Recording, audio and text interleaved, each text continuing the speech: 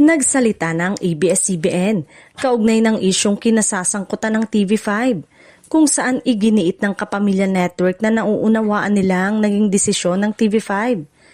Ayon sa pahayag, bahagi umano ito ng normal na galaw ng industriya ng media at broadcast, kung saan bawat network ay may sariling direksyon, estratehiya at paninindigan sa pagpapatakbo ng kanilang mga proyekto. Bagamat malinaw na may mga pagbabagong nagaganap sa landscape ng telebisyon, iginiit ng ABS-CBN na walang sama ng loob sa naging hakbang ng TV5.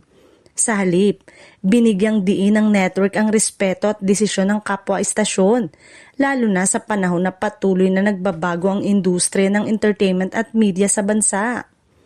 Gayunpaman, mariing ipinahayag ng ABS-CBN na hindi sila titigil sa paghahanap ng mga paraan upang maipagpatuloy ang kanilang misyon na maghatid ng serbisyo at dekalidad na programa sa publiko.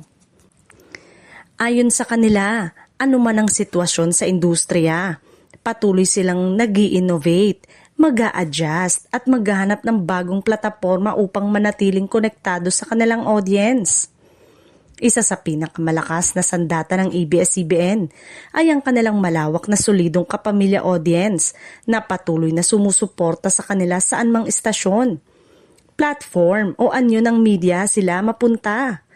Mula telebisyon hanggang digital platform, malinaw na nananatiling buo ang tiwala at suporta ng mga manonood sa Kapamilya brand. Ayon pa sa mga obserbasyon ng industry insiders, hindi na lamang sa iisang istasyon nakatali ang impluwensya ng ABS-CBN. Sa halip, ito ay lumalawak na sa online platform, streaming services at iba't ibang partnership na patunay ng kanilang kakayanang mag-adapt sa modernong panahon ng media. Sa huli, malinaw ang mensahe ng ABS-CBN, anumang hamon, anumang desisyon ng ibang network at anumang pagbabago sa industriya. Mananatili silang matatag sa kanilang layunin na maglingkod sa sambayan ng Pilipino.